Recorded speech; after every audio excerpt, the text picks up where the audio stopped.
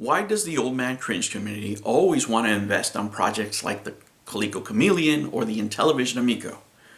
The answer is really simple. Nostalgia is a powerful, and I mean a powerful, marketing tool. Let's talk.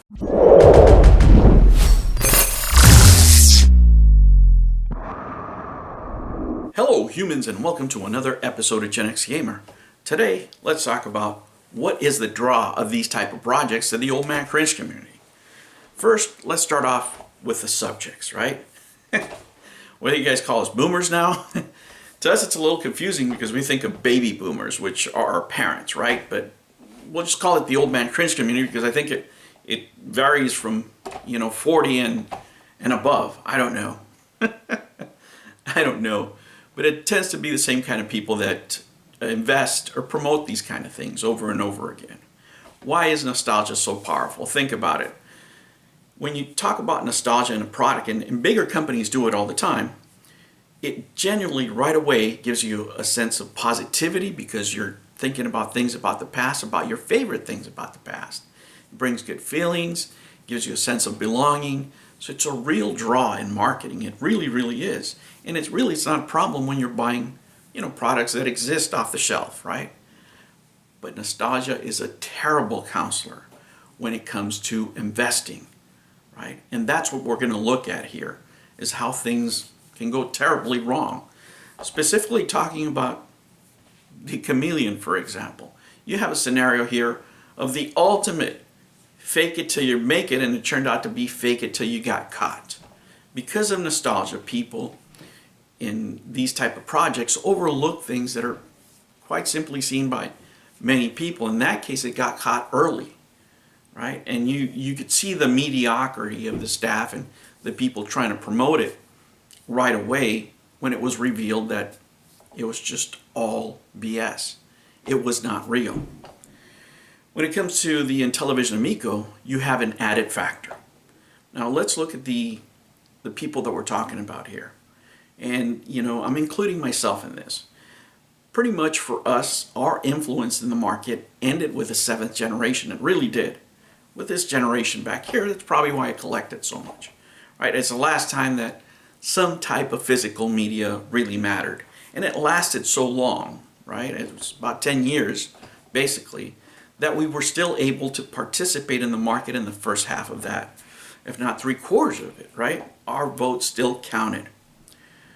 But the influence of people my age really stopped at the end of that generation with the rise of the microtransaction of games like Fortnite, for example. That's really when you knew it was over for us, right? I'm a pure capitalist and I love capitalism. I love investing. That's why I make these videos.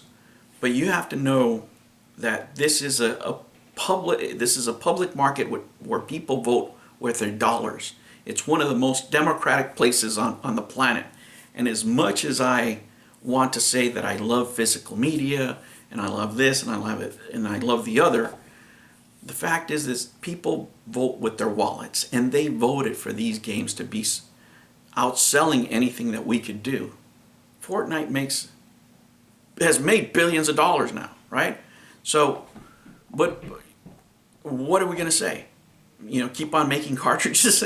It doesn't make sense. It's just a better business model for the market.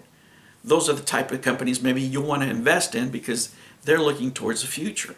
The younger market has more people in it, and it just keeps on growing where we, right, are actually reducing in numbers.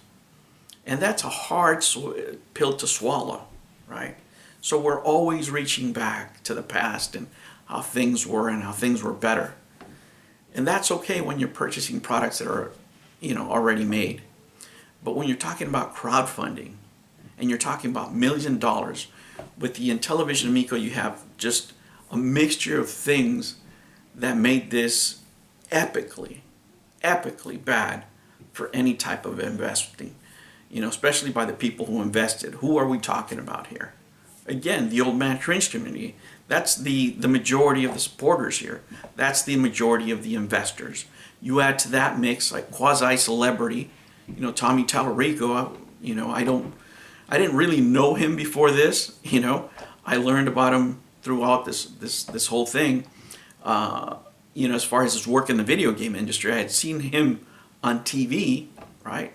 But now you have this powerful draw, right? You have this powerful draw of nostalgia, right? And you can go back to my first Intellivision video, and you can see how I reacted to it. I was like, yeah, man, you know, great memories, and it was a party and a girl, yada, yada, yada. And that's how many people felt, right? And it's okay to feel that way for older things, but it's not okay to let that cloud your judgment when it comes to investing. And that's what happened here. With a mixture of a personality that's promoting this, it added a sense of belonging that we were missing for a long time for a lot of the people promoting it, right?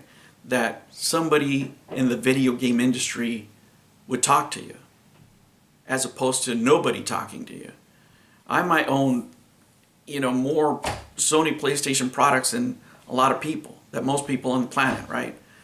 Just, you know, YouTubers, there's a lot of YouTubers that have more, but on average I probably, you know, own more stuff, right, than most of the general public.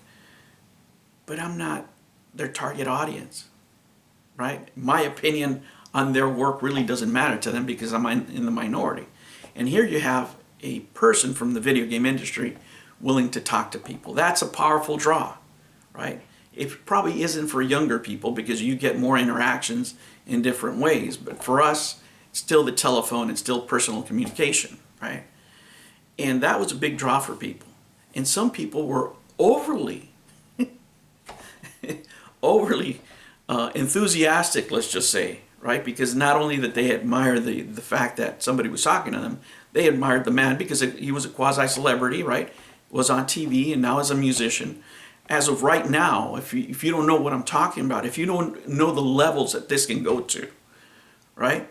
You have people saying right now that, you know, talking to him changed their lives, that, you know, he's their friend, yada, yada, yada. Okay, let's say we take them at their word. That still doesn't make a factor for you to invest in a company or not. There's other things to weigh, other things at good intentions, right?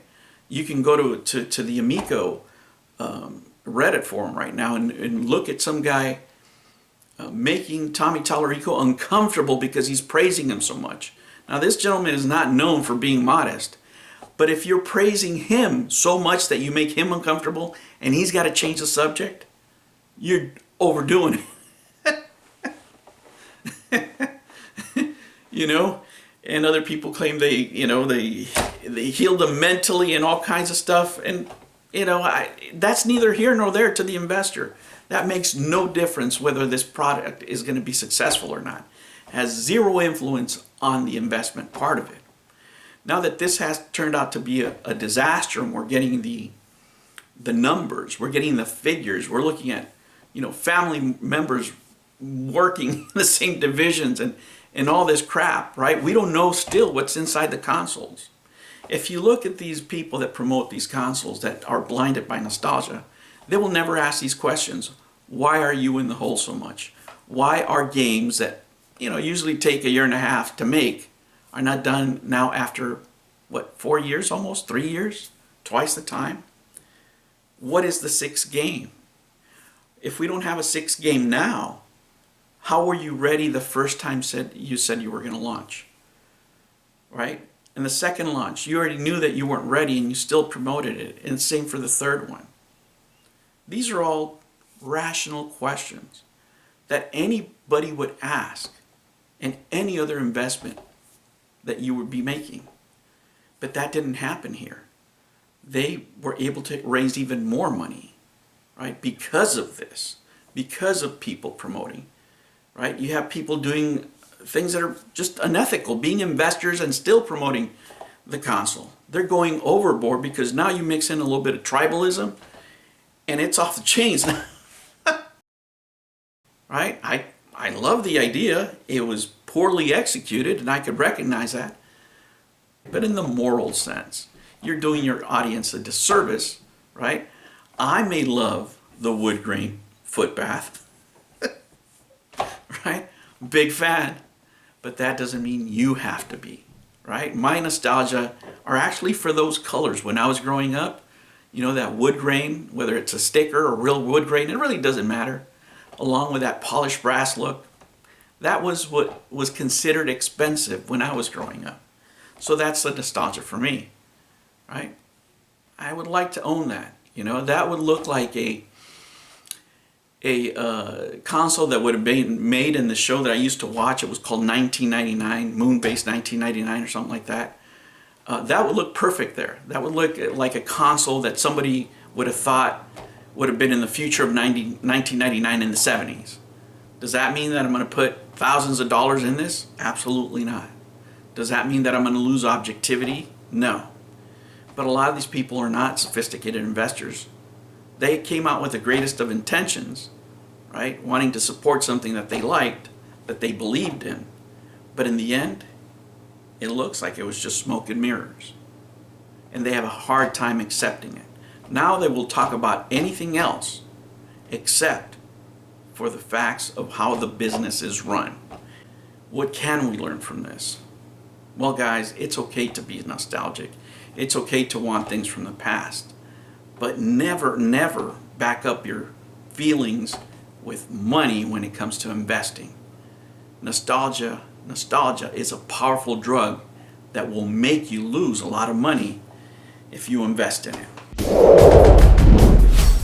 New videos every Monday and Sunday. Thank you for joining me on another episode of the Gen X Gamer. Remember to like and subscribe, click that notification bell, and remember, never ever be afraid to be happy. I'll catch you on the next one. Take care.